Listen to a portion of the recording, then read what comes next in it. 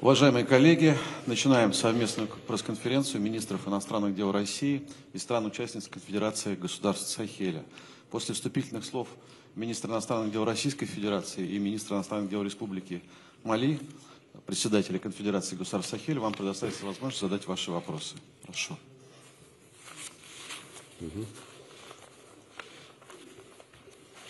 Уважаемые представители средств массовой информации, с нашими друзьями из Мали, Буркина-Фасо и Нигера мы провели первую встречу в новом формате.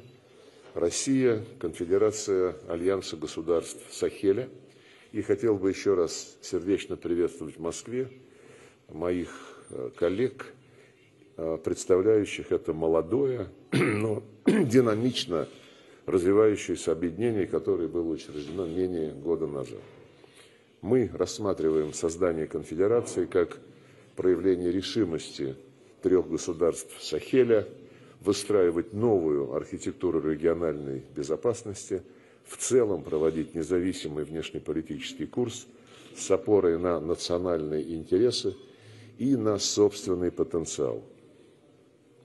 Альянс государств Сахеля – яркое свидетельство второго пробуждения Африки, стремление африканцев играть активную, самостоятельную роль в мировых делах, избавляться от остатков неоколониальной зависимости.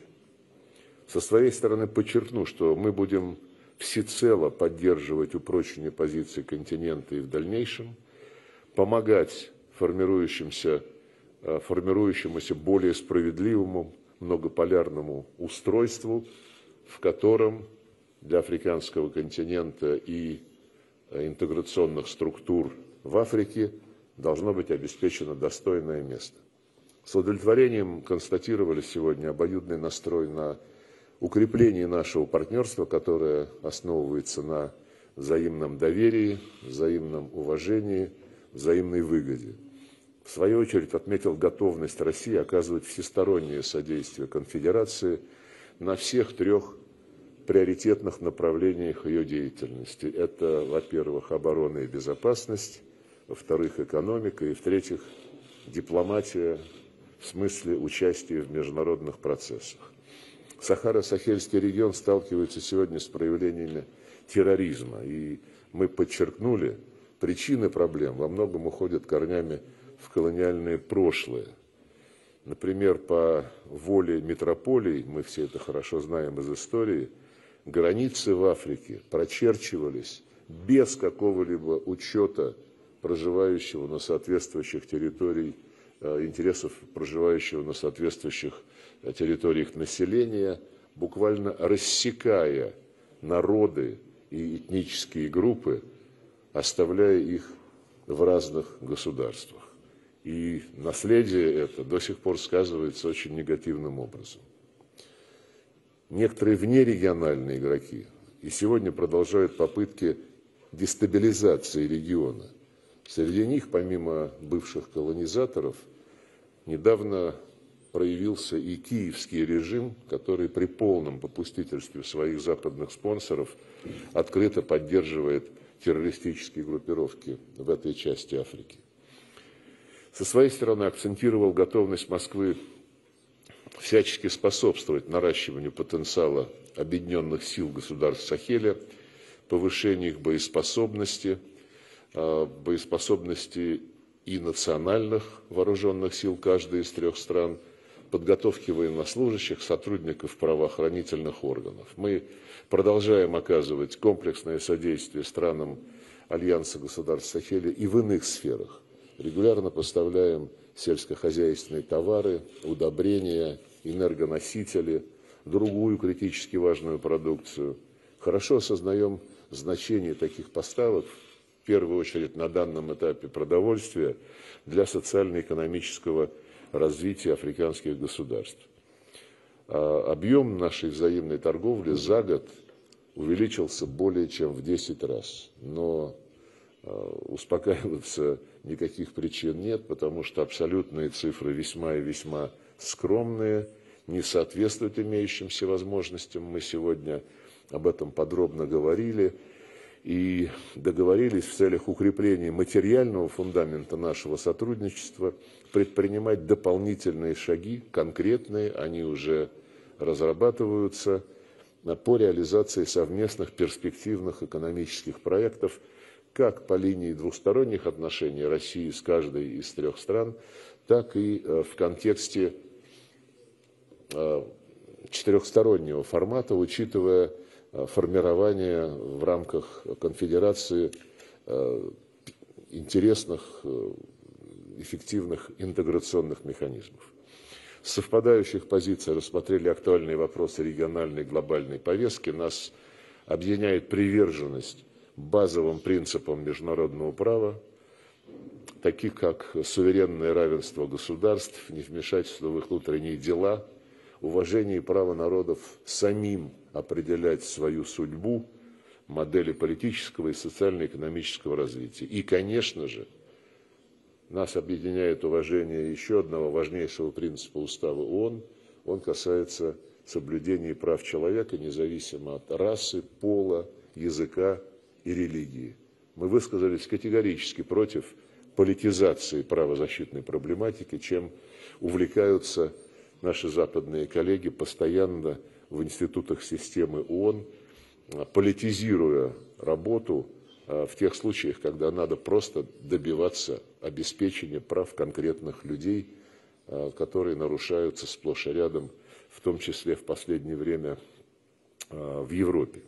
Отдельно затронули вопросы, связанные с выходом Мали, Буркина-Фасо и Нигера из экономического сообщества государств Западной Африки, сокращенно ЭКОВАС, обсудили принципы налаживания сосуществования двух объединений. Россия готова содействовать налаживанию конструктивного, равноправного диалога с этой целью. А если наши услуги будут востребованы, будем рады помогать. Мы едины в том, что диалог в формате Россия-Альянс государств Сахеля придаст дополнительную динамику продвижению двусторонних отношений и налаживанию четырехсторонних механизмов сотрудничества. Все это внесет свой вклад во всеобъемлющее сотрудничество и взаимодействие в рамках форума партнерства Россия-Африка на уровне министров иностранных дел. Мы готовимся к его второму заседанию. В заключение хотел бы сказать, что, как сообщил мне мой друг Абдуллай Диоп, вот этот флаг Альянса государств Сахеля впервые демонстрируется за пределами региона. И флаг, если вы обратите внимание, представляет собой полотнище, на котором изображен баобаб. По западноафриканской традиции, как я знаю, это дерево примирения. И данный символ, конечно же, отражает чаяние ваших народов, в этом нет никакого сомнения, поэтому хотел бы пожелать и народам, и в целом вашим странам, в первую очередь, мирной жизни, благополучия, процветания и удачного, успешного развития конфедерации. Она уже заслуживает и авторитет, репутацию позитивную, интерес к участию в работе конфедерации Альянса государств Сахеля проявляют и другие страны. И я думаю, что роль конфедерации в продвижении национально ориентированных программ на африканском континенте будет только укрепляться, и Россия будет с удовольствием помогать этим усилиям. В заключение сообщу, что мы приняли коммюнике по итогам нашей встречи, оно будет распространено. В нем зафиксирована наша договоренность сделать такие четырехсторонние встречи регулярными и встречаться ежегодно по очереди в России или на территории Альянса государств Сахеля. Спасибо за внимание. Передаю слово министру иностранных дел Мали как председателю конфедерации на данном этапе. Спасибо. Merci beaucoup. Merci à notre ami Sergueï Lavrov pour la considération, le respect, mais aussi pour tous les mots aimables qui viennent d'être prononcés à l'endroit de la Confédération des États du Sahel et sur les développements qui concernent en particulier le drapeau. Je pense que nous sommes tout à fait en phase avec cela. Je voudrais, au nom de mes collègues, Yahou Sangaré, ministre des Affaires étrangères de la République du Niger, et aussi Karamogo Jean-Marie Traoré, ministre des Affaires étrangères de la République, du Burkina Faso, partager avec vous quelques conclusions de l'échange très enrichissant que nous venons d'avoir avec notre collègue et ami Sergueï Lavrov dans la première rencontre AES-Russie qui se tient ici à Moscou. Je voudrais pouvoir décliner les conclusions de nos travaux en 4 points essentiels. Le premier point qu'il faut retenir, c'est que la Russie est un allié de la Confédération des États du Sahel, avec laquelle elle partage une vision commune dans un certain nombre de domaines. Donc, il s'agit pour nous d'une première consultation politique avec un partenaire à l'extérieur de la Confédération des États du Sahel, ce qui signifie que nous partageons beaucoup de valeurs communes que vous avez déjà déclinées, et aussi que plus qu'un partenaire, la Russie est aujourd'hui un allié sincère, mais un allié constant qui a toujours été aux côtés de nos pays depuis leurs indépendances respectives. Mais aussi, notre présence aujourd'hui aussi à Moscou, c'est le témoignage du fait que la Russie a été le premier pays à reconnaître la Confédération des États du Sahel presque une semaine après sa création. Nous avons été aussi heureux d'accueillir dans notre région une visite de 3 pays par le vice-ministre russe des Affaires étrangères, qui a été aussi un moment extrêmement important d'engager un dialogue politique sur des questions de sécurité comme sur les questions de développement. Pour nos pays, son Excellence le président Traoré du Burkina Faso, comme le général d'armée Abdourahmane Tchani de la République du Niger, comme le général d'armée Assimi Goïta du Mali, en conjonction avec son Excellence le président Vladimir Poutine, mettent aujourd'hui l'intérêt de leur population au cœur de leurs actions. Et dans ce cadre, nous avons une convergence de vues, comme le ministre Lavrov l'a indiqué, sur toutes les grandes questions de sécurité, de paix et les questions politiques internationales, mais aussi nous avons une lecture commune de la lutte contre le terrorisme, l'insécurité dans notre espace, terrorisme qui est d'ailleurs soutenu par des sponsors étatiques étrangers, y compris des acteurs régionaux, des acteurs de notre espace qui continuent à servir de base arrière et à soutenir le terrorisme, ce qu'il faut combattre, y compris l'Ukraine, qui est à vos portes ici, que nous considérons comme un État terroriste tout simplement. Pour nous, avec la Russie, naturellement, nous mettons au cœur de notre action le respect de la souveraineté de nos pays, le respect de nos choix stratégiques, mais aussi la préservation des intérêts vitaux de nos populations. Nous travaillons avec la Russie dans le cadre du groupe des Amis de la Charte, parce que pour nous, c'est important que l'action internationale, que les relations internationales ne soient pas bâties sur la force, mais sur le respect de la Charte des Nations Unies, mais pas dans le cadre d'une lecture étriquée que certains font de la Charte.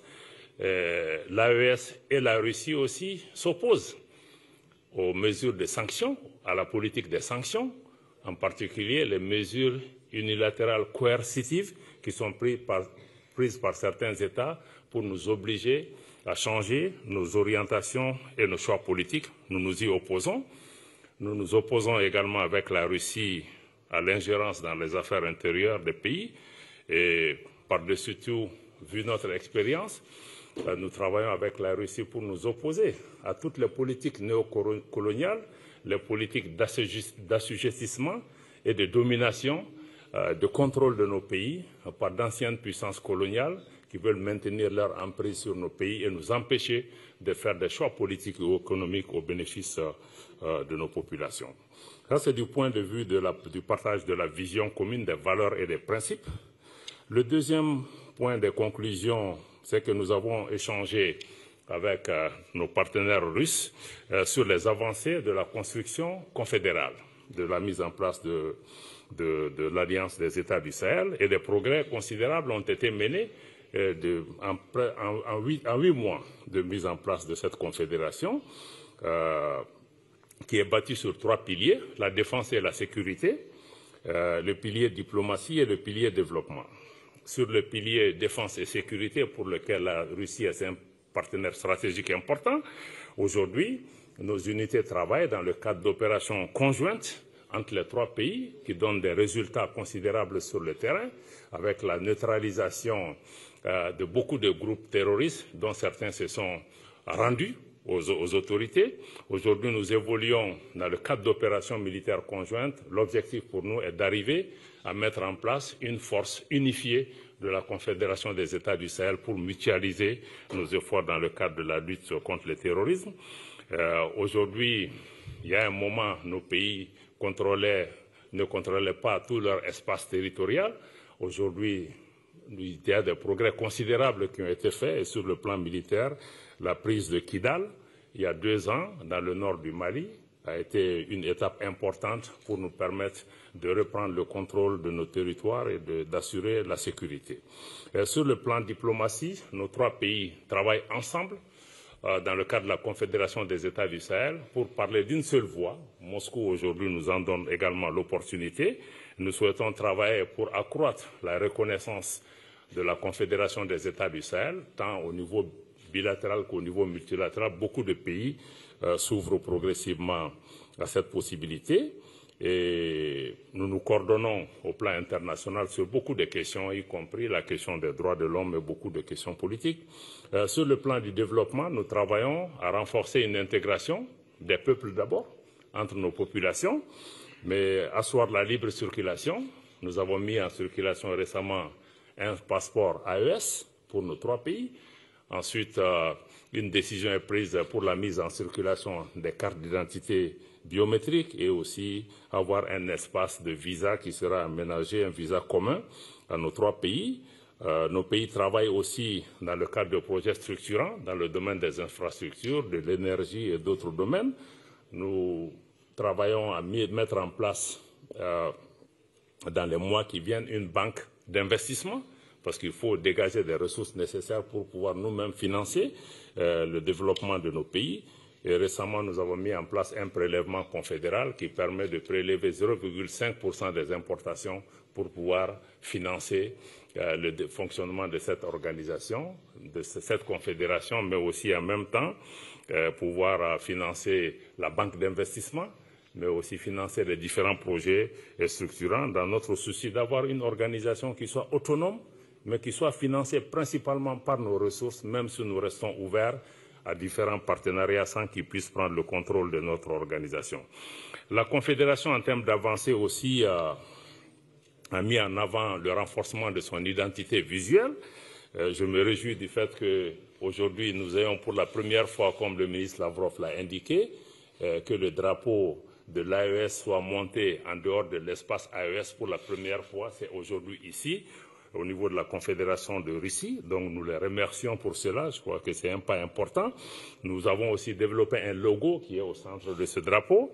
Et aussi nous travaillons à mettre en place une télévision et une radio de l'AES parce que nous sommes aussi dans un monde de guerre informationnelle où il est important que nous puissions avoir des modèles alternatifs pour pouvoir donner nous-mêmes l'information. Nous sommes disponibles pour travailler avec les partenaires russes aussi qui ont la même préoccupation.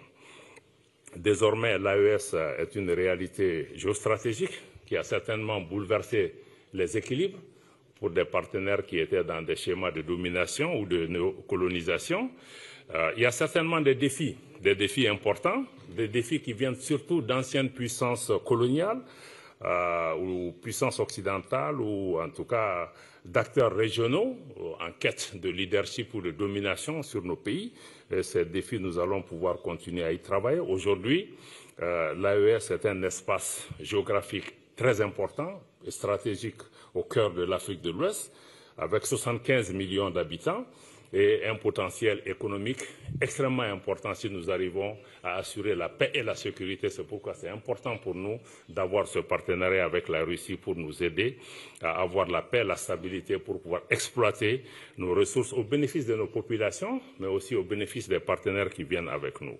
Le troisième point de conclusion majeur de nos échanges, c'est comme je l'ai dit, la Russie nous a réitéré sa volonté de rester à nos côtés en tant que partenaire sincère, constant, et de maintenir une lecture objective de la situation de nos pays, et aussi de continuer à soutenir nos pays sur la scène internationale, comme nous nous sommes engagés aussi à travailler pour apporter notre appui à la Russie chaque fois que cela est demandé. Nous saluons la résilience du peuple russe et aussi, je voudrais rappeler notre engagement commun à redoubler nos efforts dans le cadre de la lutte contre le terrorisme, contre les terroristes et contre les sponsors étatiques des groupes terroristes, comme l'Ukraine, comme je l'ai indiqué, qui est aussi un des sponsors du terrorisme et qui doit être traité comme tel.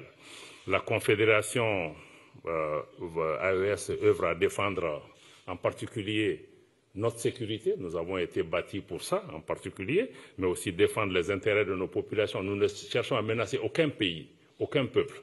Nous voulons juste défendre nos intérêts. Comme je l'ai dit, il y a des opportunités économiques qui existent.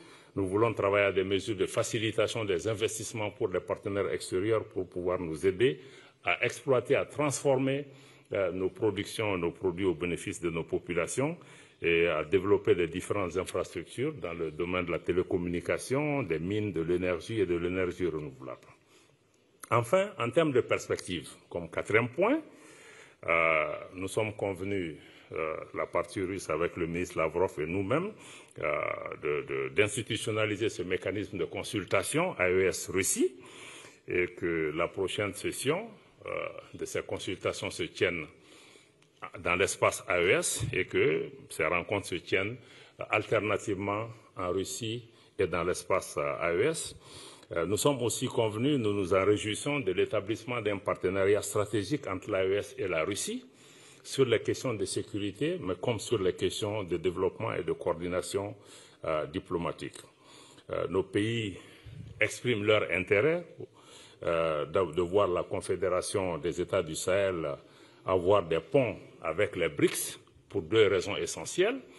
La Russie étant un membre des BRICS, les BRICS aident à évoluer aujourd'hui vers un monde multipolaire qui respecte la souveraineté des États. Nous pensons que c'est quelque chose qui est important. Et nous comptons aussi sur nos amis russes et d'autres amis qui font partie des BRICS pour pouvoir nous accompagner dans ce domaine. Et le deuxième aussi intérêt pour les BRICS, c'est qu'ils offrent aussi un modèle de financement alternatif, comme la Banque des BRICS qui peut aussi aider dans l'évolution économique et le modèle économique que nous avons mis en place.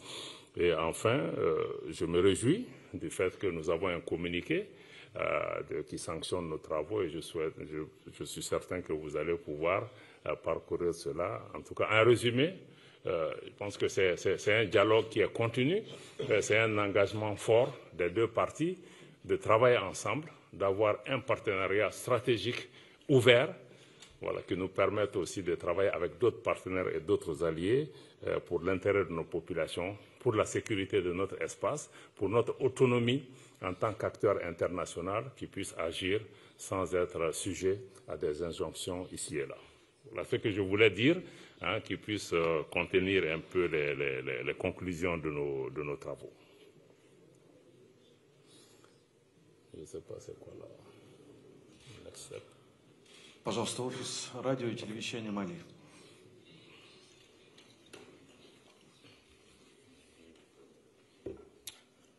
Bonjour, monsieur le ministre. Moi, c'est Brahma Traoré, journaliste de la télévision nationale du Mali. Ma question s'adresse au ministre Sergueï Lavrov.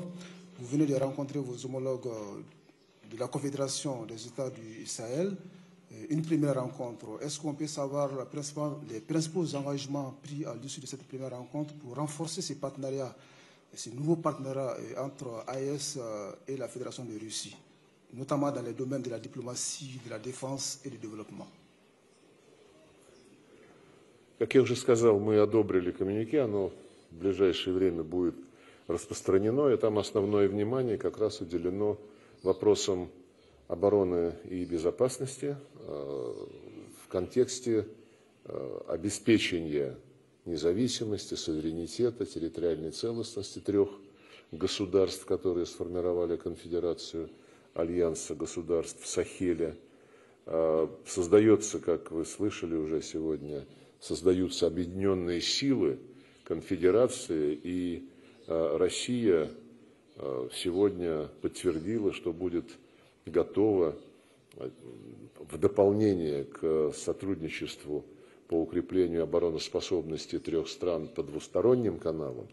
Россия будет готова содействовать формированию вот этих объединенных вооруженных сил Альянса государств Сахеля, как предоставляя консультативные услуги. У нас есть опыт, в том числе с нашими соседями, Республикой Беларусь прежде всего, и также с государствами, членами Организации договора коллективной безопасности. Убежден, что этот опыт может пригодиться при формировании объединенных вооруженных сил Альянса государств Сахеля. Готовы будем, конечно же, и этот опыт передавать путем организации курсов специальных, путем использования наших инструкторов, которые уже в значительном количестве работают в странах, представленных здесь. И, конечно, поставки продукции военного назначения – это тоже необходимый шаг для становления вооруженных сил в трехстороннем формате. И конкретно наши специалисты могут помочь разработать схему оснащения этих вооруженных сил конкретными видами вооружений и техники. Так что здесь у нас достаточно конкретные договоренности в развитии, повторю еще раз, того, что делалось и делается по двусторонней линии. Теперь еще и вот четырехсторонний формат будет обогащать наши связи в военно-технической области. Что касается дипломатии, у нас подтверждено сегодня совпадение позиций по всем принципиальным вопросам международной жизни. Мы координируем наши шаги в Организации Объединенных Наций. Представленные здесь дружеские страны оказывают поддержку всем нашим инициативам, являются соавторами многих из этих инициатив в рамках работы Генеральной Ассамблеи ООН.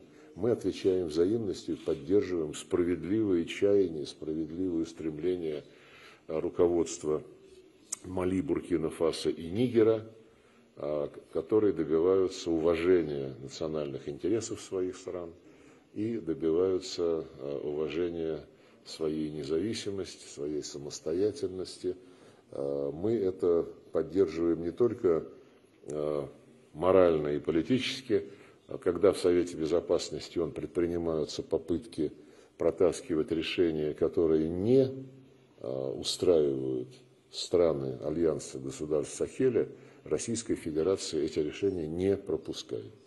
Так что можно долго говорить о конкретных направлениях нашего сотрудничества в ООН, но смею вас заверить, да, есть еще у нас, безусловно, солидарность при выборах в различные структуры Организации Объединенных Наций. Мы всегда поддерживаем кандидатов, которые какая-либо из наших стран выдвигает. Так что подробнее вы сможете почитать коммюнике, которое, я считаю, очень полезно сегодня было согласовано и отражает наш настрой продолжать тесно работать в этом формате. Агентство «Спутник», пожалуйста. Добрый день, Сергей Викторович. Bonjour, messieurs les ministres. J'ai une question pour le ministre malien des Affaires étrangères, monsieur Abdoulaye Diop. Votre Excellence, récemment, les pays de l'AES ont l'un après l'autre tourné le dos à l'Organisation internationale de la francophonie. Pourriez-vous dire quelles en sont les raisons principales et comment voyez-vous désormais le futur linguistique pour l'Alliance? Merci. Le futur linguistique de l'Alliance n'a aucun problème, parce que nos pays, nous parlions déjà nos langues nationales et nous allons continuer à travailler pour promouvoir nos langues nationales. Pour revenir à votre question en ce qui concerne l'Organisation internationale de la francophonie, je dois rappeler que nos pays parlaient le français avant de joindre l'OIF, qui n'a été créé que dans les années 70. Mais nos pays, de façon sur le plan du principe, nous adhérons où nous nous retirons de nos organisations en pleine souveraineté. Et quand nous adhérons aux organisations, ces organisations sont bâties sur des règles et des principes. On ne peut pas être dans des organisations, d'abord, où ces organisations de plusieurs dizaines de membres, que ce soit un pays dominant qui contrôle cette organisation. Ce n'est pas acceptable.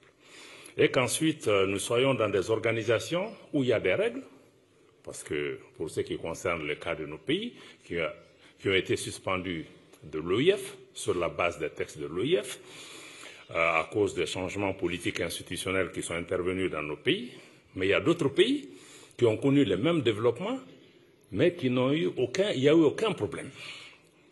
Donc pourquoi nos trois pays sont ciblés? Parce que nous avons fait des choix qui vont à l'encontre de ces pays dominants de l'OIF. Et ceci n'est pas acceptable parce que nous sommes membres, nous payons nos contributions et nous ne pouvons pas être membres d'une organisation qui fonctionne avec à géométrie variable.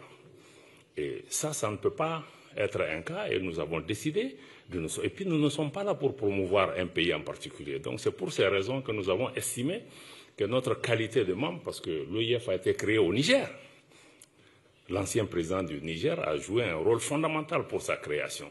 Mais nous sommes arrivés à un moment où beaucoup d'organisations sont aujourd'hui instrumentalisées, contrôlées pour des agendas politiques de certains pays en particulier, pour essayer de sanctionner d'autres pays sur la base de considérations particulières à certains pays et non sur la base des textes.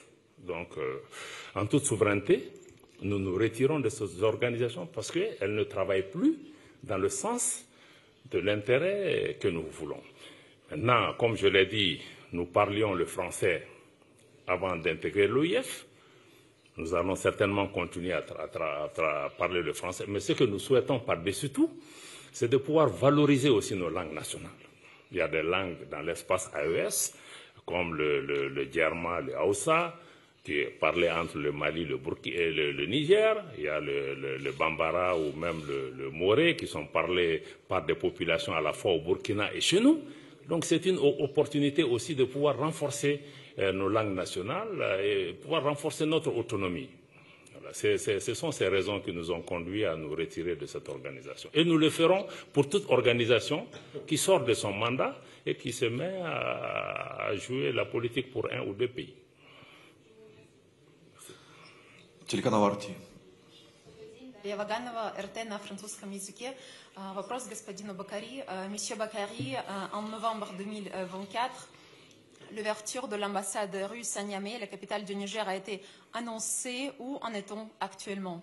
Merci. Merci. Effectivement, dans les années 70, nous avons été amenés à fermer notre ambassade à Moscou. À la fin, on s'est rendu compte que c'était une erreur, qu'on ne peut pas ignorer un pays, ne pas être présent dans un pays comme la Russie. Notre carte diplomatique, elle est essentiellement fondée sur des principes. Celui du bon voisinage, c'est ce qui explique que la plupart de nos ambassades se trouvent, l'intégration africaine, la plupart de nos ambassades se trouvent en Afrique. Le bon voisinage, nous avons des ambassades dans tous les pays voisins et nous sommes le développement. Nous sommes présents sur dans 4 des 5 membres permanents du Conseil de sécurité. Donc, on s'est rendu compte que c'était une erreur, qu'il fallait corriger. La dynamique y était, mais avec les événements du 26 juillet 2023, où la Russie a apparu comme un partenaire stratégique. Elle était partenaire déjà du Niger. On avait déjà de la coopération avec la Russie, mais qui était une coopération très nuancée du fait que de certains dictats, des dictats de certains pays, avec l'avènement du CNSP au pouvoir, la Russie était le premier pays à répondre présent à nos côtés. Et par la suite, à cause des défis sécuritaires et des menaces dont le Niger fait face, ce pays est resté à manquer sa disponibilité à être à nos côtés. Bien avant, au niveau de l'Assemblée générale des Nations unies, notre délégation avait été empêchée de participation. La Russie était parmi les tout premiers pays à nous apporter son soutien et à nous conseiller à faire du lobbying pour notre pays, pour que notre pays retrouve sa qualité de membre à part entière des Nations unies.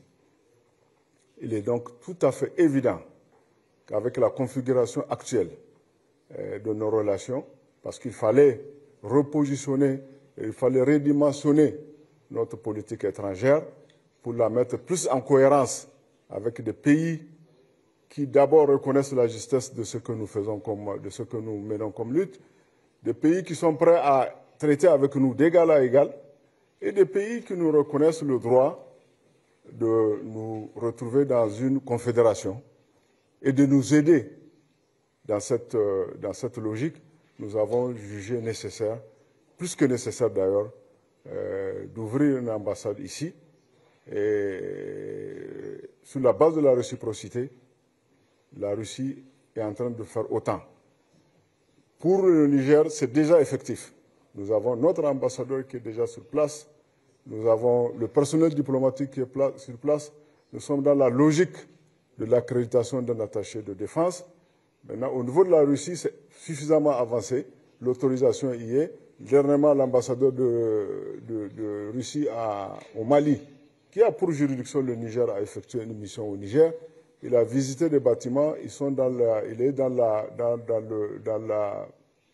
perspective de trouver des bâtiments qui vont abriter la chancellerie, la résidence et l'ensemble du régiment du personnel diplomatique. Et nous attendons d'un moment à un autre pour que la Russie nous propose un nouvel ambassadeur. Et je vous assure,